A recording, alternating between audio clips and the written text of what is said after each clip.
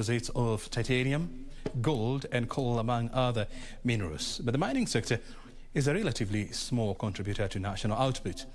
The sector's contribution to GDP is reported to have dropped from 2.5% in 2014 to 0.8% in 2018, equivalent to 89 billion shillings. With this in mind, what can the country do to leverage on its mining potential? Allan Aoko sat down with extractive analyst Stephen Mwakesi and spoke about Kenya's mining outlook. Watch the interview. Hello and welcome. Now, according to the economic survey released recently, the total mining production declined 5.5% to 20.9 billion shillings from 30 billion shillings in 2018. Now, here today we are going to expound on the current situation the country is in terms of mining, and just to see how the country can better exploit the extractives industry. And to expound on that, I'm joined by Stephen Mwakesi, who is an analyst and a policy advisor on the extractives industry. Welcome. Asante sana. Thank you. Indeed, you can of course join us at any time online on KBC Channel 1, especially on Twitter and on Facebook at KBC Channel 1. Do tell us what you think about this interview, and also we can continue the conversation over there. My name is Allan Aoko. Now, just to dive straight into this industry, it's a bit complicated, but just for the benefit of our viewers, where is the country at this point in terms of extractives? Well, to start off, I think the mining sector essentially has been a sector that's been with the human history for quite a long time. In Kenya, we can record that as early as the pre-colonial times, there was economic activity that was ascribed to mining. And this can be even told that by 1940, we already had a piece of legislation called the Mining Act of 1940 that was in play. And we were doing a lot of extractive works, especially for soda ash. I think everybody knows about Magadi soda.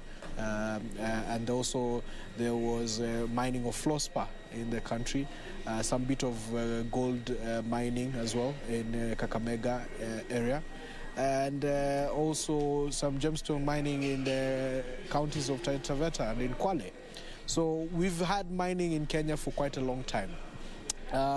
And when the Jubilee administration came in 2013, there was a very serious push to try and revamp the sector, and because it has the potential to become a huge economic enabler, raising the values of economic activity attributed to the mining sector. And so with time, we've seen with new projects coming online, the value from mining as well has grown higher. When the base titanium project, which is a heavy minerals titanium sands project, came online, we saw our foreign exchange values go extremely way up. And right now, as we speak, some of the mineral contribution that the sector provides to the country's economy, 60% of it is just from one project in the coast of Kenya, in Kwale. And so it has a significant impact on the growth of this country. But however, there have been challenges, mining being a business that depends heavily on global dynamics, because essentially what mining does is provide the raw materials that are used for various processes, chemical and otherwise, and even sometimes to preserve value of the economy, like in the case of gold, for example. But being that the primary role of mining activity is to provide raw materials for various sectors of the economy, is very dependent on demand and supply dynamics that affect global trade. And so sometimes we've had, when there was the financial crisis of 2008, there was a slump in terms of revenues that we were expecting as a country. When there was a boom in terms of demand and supply for various commodities, say mobile phones and things like that, we saw an equal increment in terms of the value of minerals and also the output that we were producing. Whenever you see also there's great infrastructure or economic activity, you'll find there'll be greater mining of commodities such as limestone, soda ash, which is used to make glass. You'll find a lot more of that being utilized. But also there are impacts whenever there is technology that comes to displace the use of a certain raw material. Also it has an impact on the revenues that you might expect. So when you look at the mining space and how the mining sector grows is dependent on a number of aspects, but mainly the global trade dynamics of demand and supply. And so that has been the scenario for the country. But Kenya has been quite resilient, despite the fact that the number of minerals or the resources that we have identified and actually utilized or taken a full utilization of is still very low. But one thing that the Jubilee administration has done is to prioritize on the need to identify our mineral resources. And this can be seen from the fact that there was an airborne survey that is being conducted by the government of Kenya with the purpose of creating an idea as to where potential mineral deposits lie. And with that, we expect by the time the airborne survey becomes available for public consumption later on in the year, then we might see a spike in activity of mining throughout the whole country. But other than that, the sector is still a very serious sector to keep watching. And the fact that we have had a review and change of law in 2016, creating the ability to allow for more captive nature in terms of now we look at quarrying or what minerals which were before not considered as capable of being put into the economic byline, for example, ballast and materials used for buildings, now is being included there, and the government is collecting revenue out of that activity, and we have seen an increment as well in terms of the revenues for the country based on that expanded view of mining as opposed to what it was before.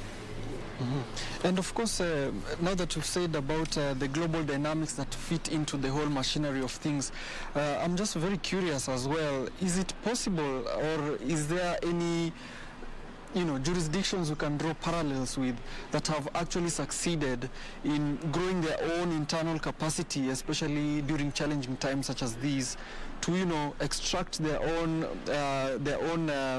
products and actually consume them within, like for example how China does it. Will there really be a time when Kenyans themselves will be able to rely on their own supply chains, develop those supply chains and therefore consume those products within and empower ourselves within? Is that possible? Well, it is very possible. Here you're looking at it from a perspective of mining, which is the primary activity, where you're extracting from the ground. And then what you're alluding to is a question of value addition and whether you can be able to add value to a certain extent before you actually go into full manufacturing and utilizing it for certain purposes. There are mineral commodities that you can directly utilize. For example, in South Africa, they do mine a lot of coal. And the coal is directly put into the power generation business. There are places like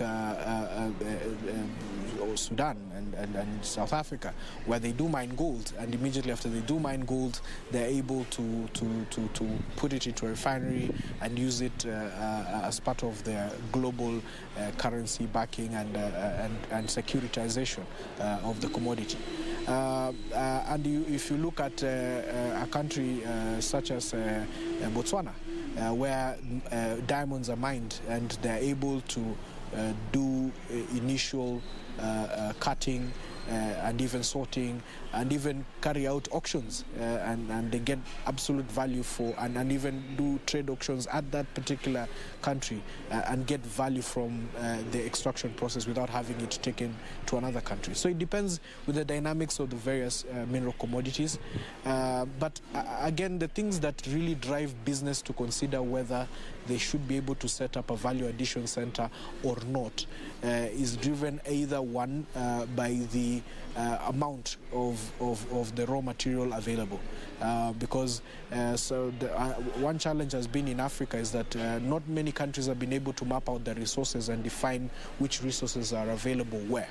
Because then if you're able to say that heavy mineral sands are available in Kenya, Tanzania, Mozambique, and in what quantities and how you can be able to create one central area where you can value add to these particular minerals before you export to China or the US or anyone else, then you can be able to create that common center where you'll get additional more value than it is before.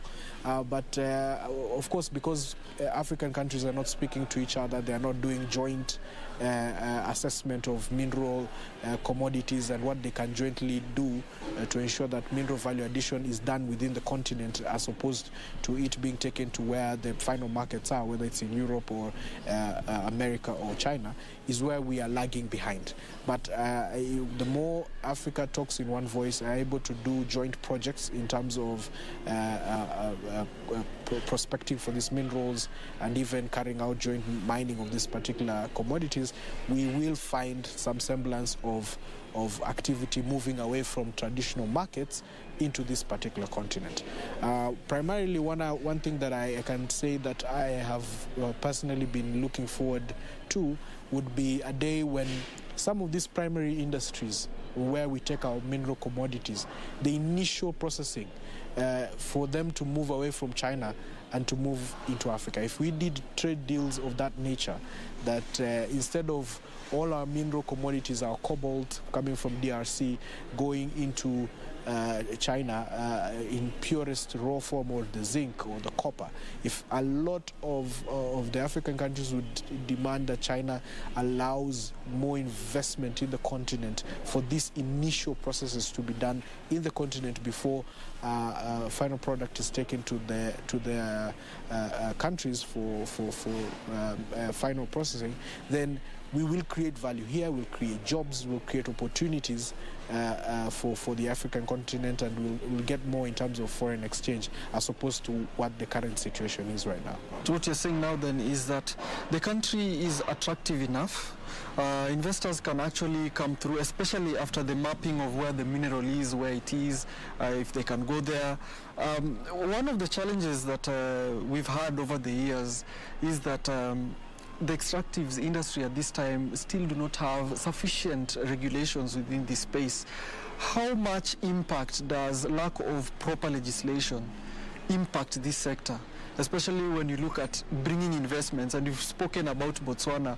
We saw a situation where the diamonds that they get is actually done by the company De Beers, which actually moved its headquarters from the UK into Botswana, and now they do everything in that country. Is it a matter of a proper legislation, or not only quality legislation but sufficient legislation? Yeah, ideally.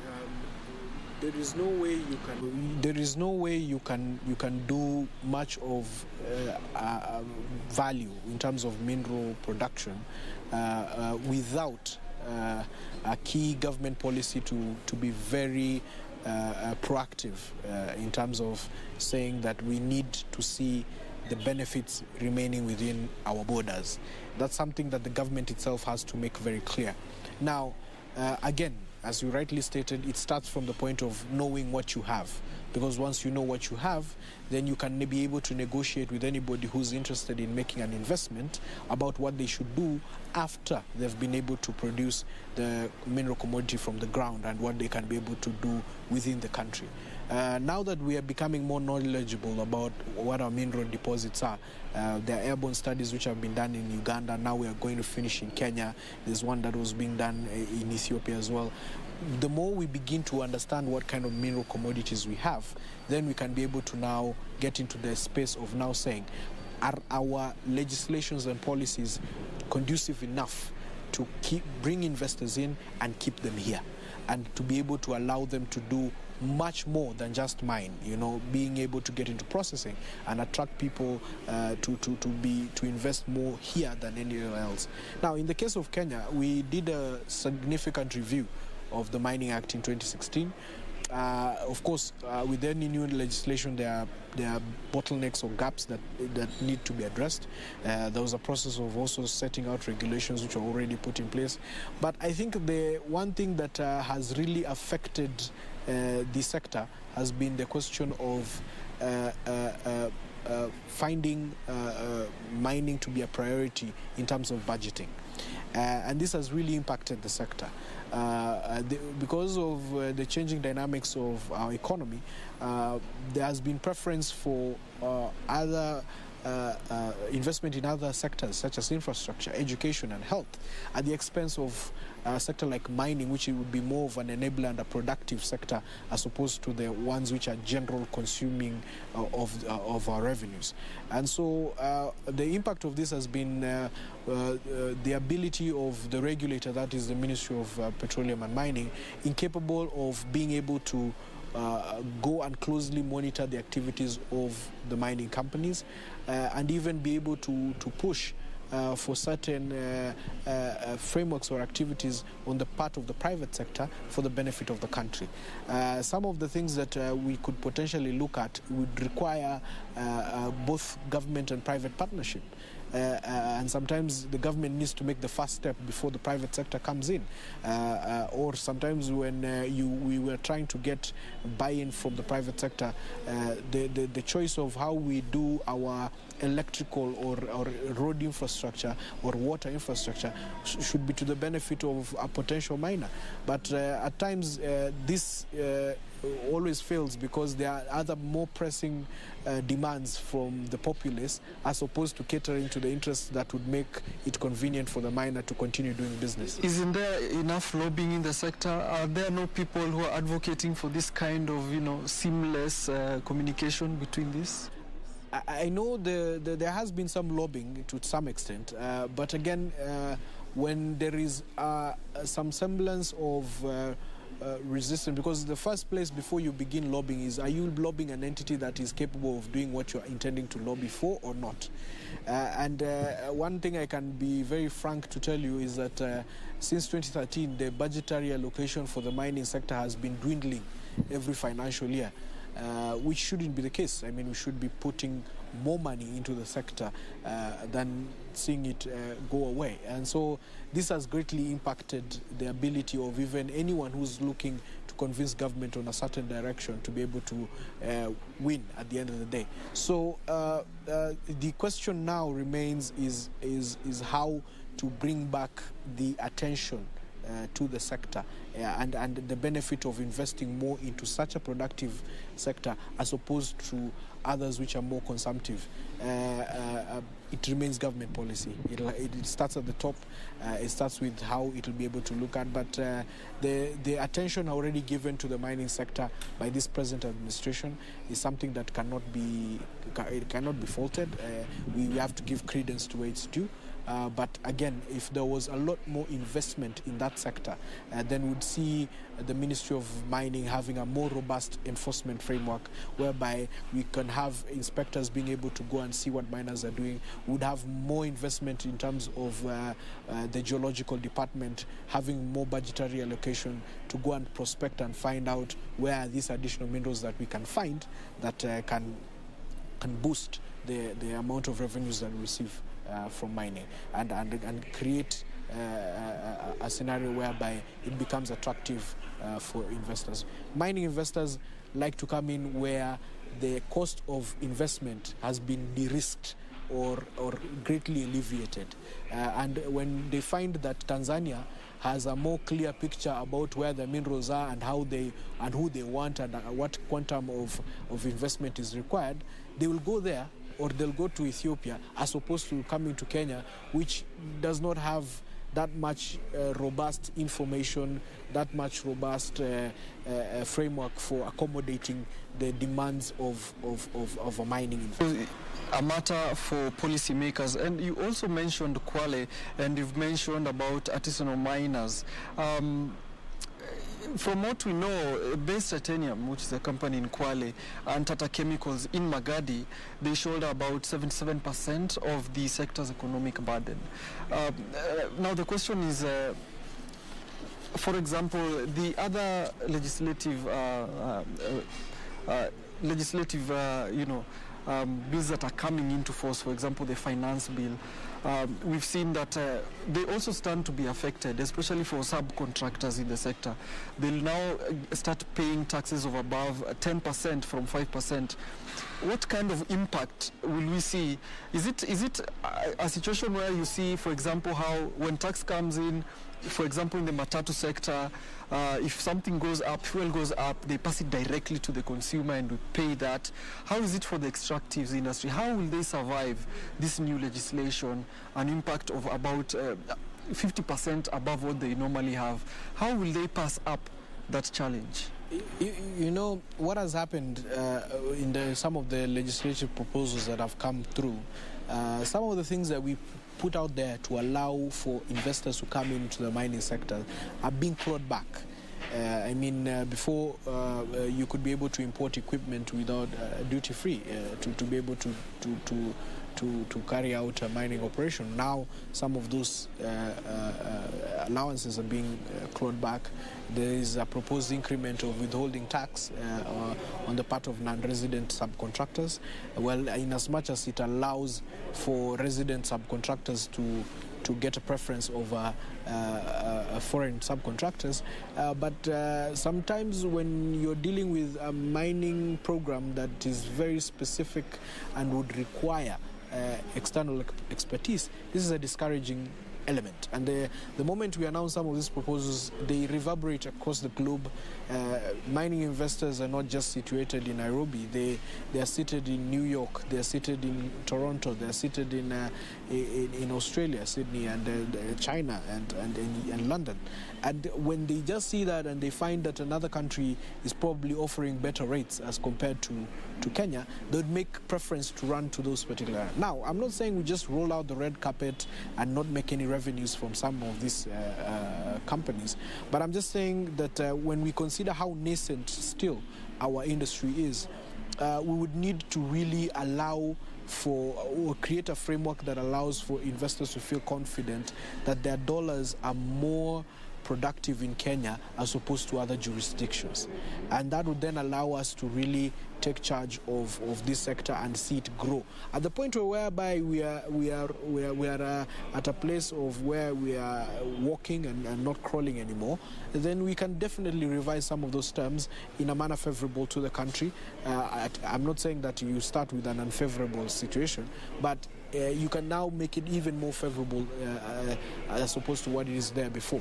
So this is the kind of thinking that I would really urge our country to really focus on. And let's find a way to not only just make mining zones attractive, but even give them special treatment like they do for special economic zones. I believe that any mining operation, in my view, should be categorized as a special economic zone to allow them, especially for the new license holders, so that they can allow them time so that they can be comfortable to be able to raise their profile and be able to generate incomes that are eventually more beneficial to the country.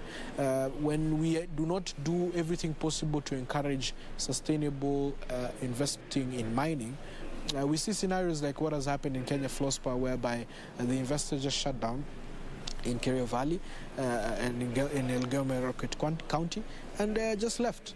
and what happened is that jobs were lost, school was closed down, operations came to a halt, and now Kenya, which was traditionally one of the countries looked at as a producer of fluorspar, is no longer in the map anymore. So we need to really find ways to not only attract but also keep the investors that we have. But also, as we do the same, let us also do everything possible to ensure that the ones who are here are playing by the rules, and we may create rules that are favorable to the country in as much as it is possible. This sector, the extractives industry, is a huge one, and there's a lot of interesting things that we still cannot, speak about in a span of maybe 30 minutes. But just before we go, as time winds up, cryptocurrencies in Kenya, have you invested? Personally, I've not invested in cryptocurrencies yet. It's an interesting space. I think the one thing that happens with crypto for me, and what I would tell any Kenyan, is trade on the edge of caution. Be cautious, because cryptos have still yet to be embraced from a regulatory standpoint by both Kenya and a lot of other jurisdictions in the world. The preference, as has been touted before, is that if Kenyans were to look at crypto, probably look at it more from the securitization standpoint rather than at the point of utilizing it as a currency, because acceptability is still very low in the world. So if anyone is going to be investing in, say, in the cryptocurrency space, if you believe that you are adept at being able to analyze what are the scenarios, the global dynamics and the changing dynamics, then you can invest in terms of trading and betting and hedging against particular cryptocurrency and see how it performs globally over. But again, you'd have to be very adept at analyzing what current circumstances are. If you have a lot of money and you feel like you'd find a safer haven of storing your resources in your phone as opposed to keeping it in a bank, that's an option you can go for, and that's what cryptocurrencies do offer in terms of value, whereby you can be able to store your money in a separate form as opposed to currency and fiat. So again, caution, study a lot about it. Do take the time. Most of the bigger players in cryptocurrency space have a lot of people under their who are giving them advice. If you're just going to be doing it like by the way, I don't think cryptocurrency trading can be called a side hustle. You have to have your head in the game so that you can be sure that you know what exactly you're going into, what are the dynamics, so that you don't end up losing money. Let not the fact that there's a lot of talk about it make you rush into it without taking very careful consideration about what the business is actually about. Well, indeed, we hope you will honor our invite and come back so that we can talk more about the intricate world of cryptocurrencies and blockchain. We have been speaking to Stephen Mwakesi, who is a public policy analyst and extractives analyst here on KBC Channel 1. Of course, you can interact with us at any time on the content you have seen here tonight on KBC Channel 1, at KBC Channel 1 on Twitter and on Facebook. We wait to see your interactions right there. My name is Allan Aoko. Do enjoy the rest of your viewing. Goodbye for now.